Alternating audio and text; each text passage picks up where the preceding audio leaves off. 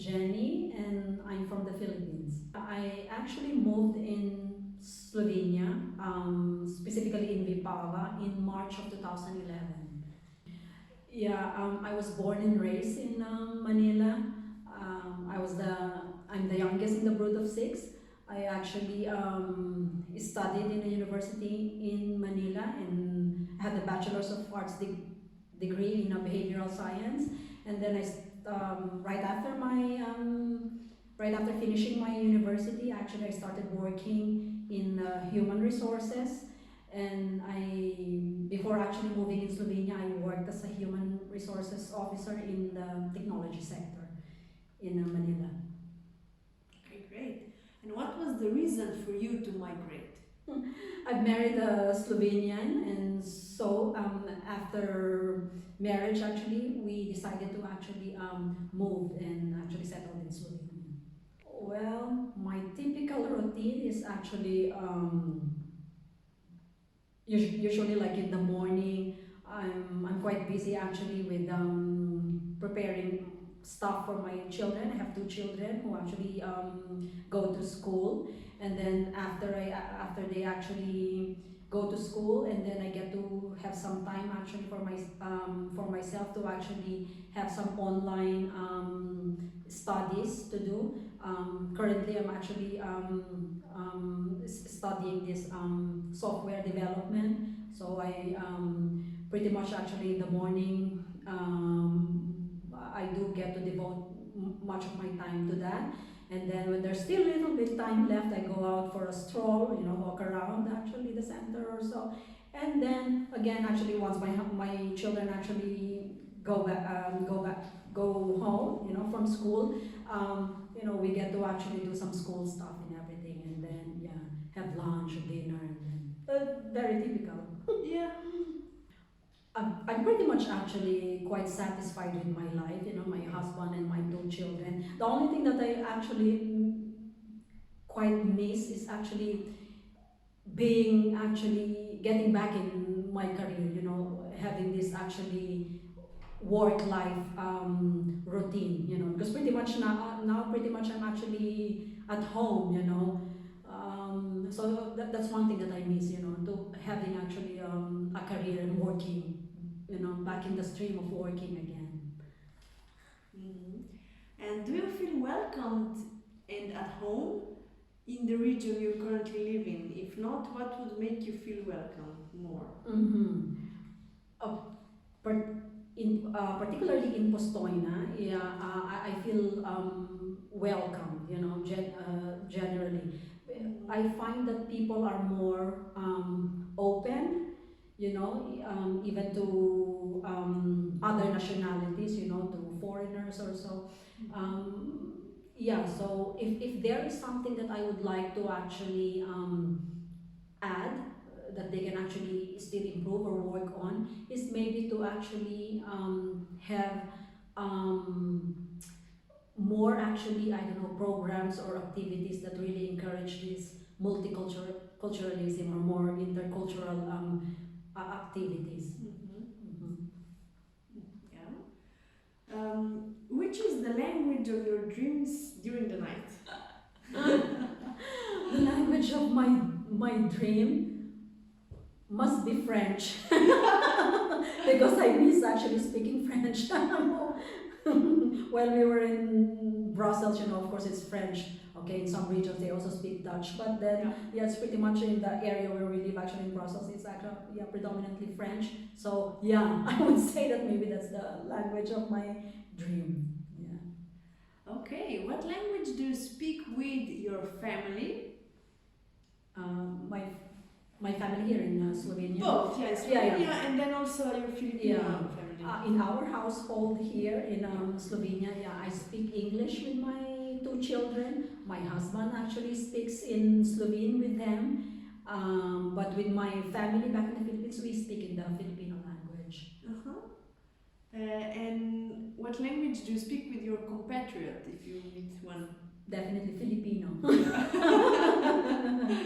And with the locals, or here in Postojna? In Slovenian language.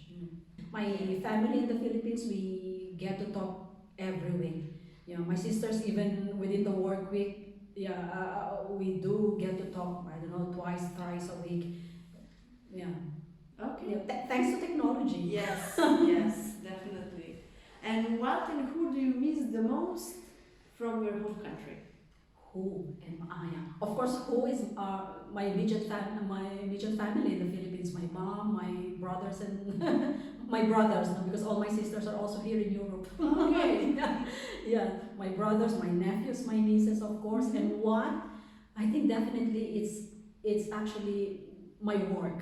You know, the career that I have. You know, I really actually love my profession, my career back then, working in the technology sector, particularly in human resources. So that's one thing I really miss, and especially and also the employment landscape in Philippines, because it's totally different from the employment landscape, you know, here in Slovenia as compared to Slovenia. Mm-hmm. And what is like this main difference? The main difference is that I would have to say that in Slovenia, it's the unspoken practice of this nepotism. You know, Slovenia is such a small country with, let's say, 2 million people, you know, population, but it has a very strong culture of nepotism. You know, everybody everybody knows one and another. So you know, for instance, you may be actually applying for a job, but that job must be already filled. Even before they actually post the job advertisement, it must be filled already. You know, with another candidate that they know or so. So it's for me it was in stark contrast for what I have experienced, and as I know, because I work in the human resources, so I know it, all throughout the years of practice as an HR practitioner, that it's in total stark contrast for what we have there. Because there, if you would like to work in a multinational firm or even in a local firm, you don't need to actually have a network or a connection with anybody. You just actually submit your resume. If you are actually qualified, they will call you. You will go through the recruitment procedure. You will go through a panel interview or something. So it's fair and square. Okay, very interesting. The only thing that you can, the only thing that you need to have is your skills and competencies. You don't need to know anybody. Okay, and would you consider to stay or move from the region you currently live in, and why? I don't see actually any. I'm pretty much actually satisfied here in Postojna. Not necessarily. Only if there would be really a need. For example, if my husband we have to transfer because of his work or something, then that would really be a consideration. Other than that, I don't see actually any reason actually. And what would be your plans for the near future? Or also, how do you imagine your ideal scenario for the future? My plan for the future, the way I see it actually, I see myself actually being more socially and culturally integrated in the environment, in the society where I live. I have hope that I would be able to actually contribute my skills and competencies in some ways to the society where I live.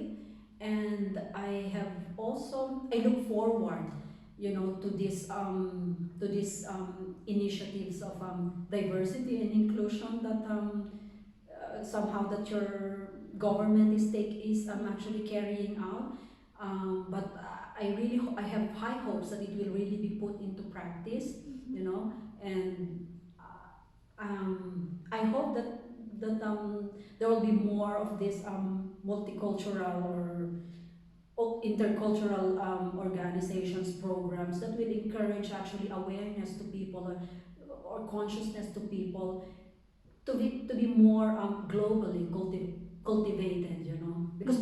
now you cannot deny it. You don't live in just one culture, in one society.